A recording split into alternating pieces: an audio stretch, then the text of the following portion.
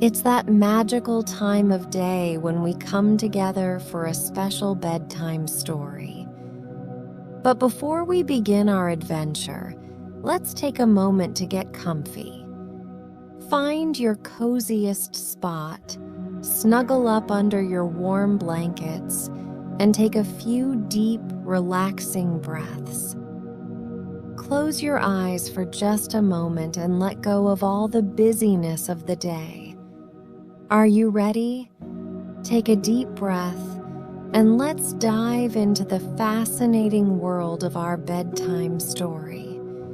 It's time to let your imagination soar. Once upon a time, there was a young girl named Belle who lived with her father Maurice in a little cottage at the edge of a village. Belle loved books and reading more than anything else.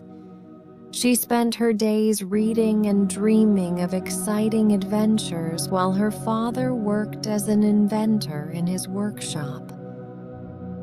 One day, Maurice set off to the nearby city to sell one of his new inventions at the market. Before leaving, Belle asked her father to bring back a rose if he saw any pretty ones. Maurice promised he would and set off on his journey.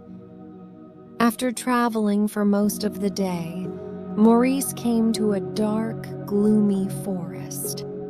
Just as the sun was setting, his horse suddenly reared in fright. A pack of ferocious wolves leapt out from the shadows of the trees, snarling and snapping at Maurice and his horse. The frightened horse reared again, bucking poor Maurice off onto the ground. The wolves chased Maurice as he ran desperately through the woods, but soon they had him cornered against a tall iron gate. Maurice quickly pushed open the gate and slammed it shut behind him, leaving the wolves outside howling in anger.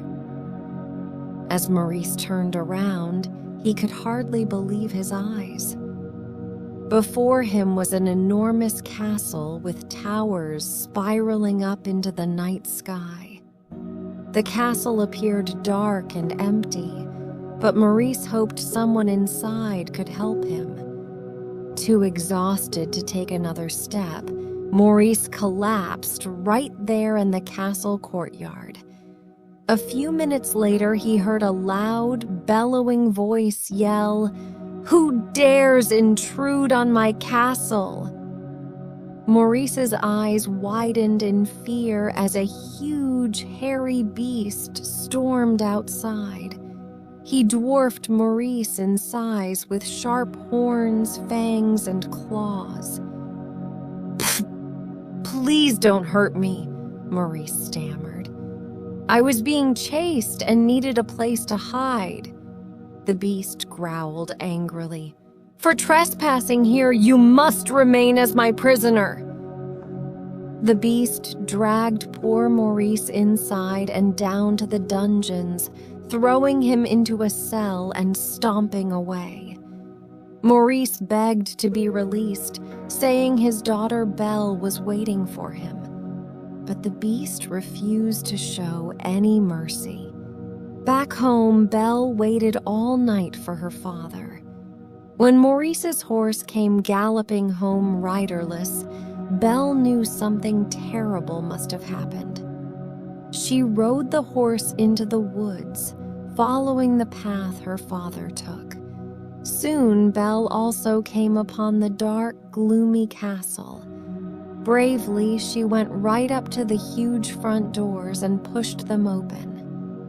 "Hello," Belle called out. "My father is lost somewhere in this castle." She searched every room, finally coming to the dungeon. There she found her father crumpled in the cell. "Belle, you must leave this instant," Maurice whispered urgently. "The beast who owns this castle is monstrous." But Belle would not leave without him.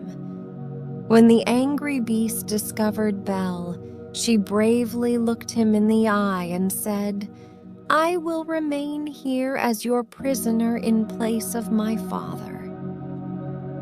The beast considered this for a moment, then agreed. He released Maurice, sending the old man home. Belle watched tearfully as her father left the castle. "You must remain here forever," the beast told Belle gruffly. "You may go anywhere in the castle except the West Wing." He then left Belle alone and confused. Belle wandered the gloomy castle, feeling quite lonely. Late that night, she heard the most beautiful music coming from somewhere downstairs. Belle followed the sound to a small parlor where a magical harpsichord sat playing by itself. The harpsichord seemed friendly, so Belle stayed to listen. Over the next few days, Belle explored more of the strange enchanted castle. She found the magical harpsichord and other friendly enchanted objects like a pair of silly candelabras named Lumiere and Cogsworth. They helped make Belle feel more at home. Though the beast remained fearsome in appearance, he began to show small glimpses of kindness, getting angry less often. One snowy night after dinner, the beast asked Belle to dance. She agreed, taking the beast's enormous hairy paw in her own hand as they awkwardly waltzed together in the grand ballroom. From that night,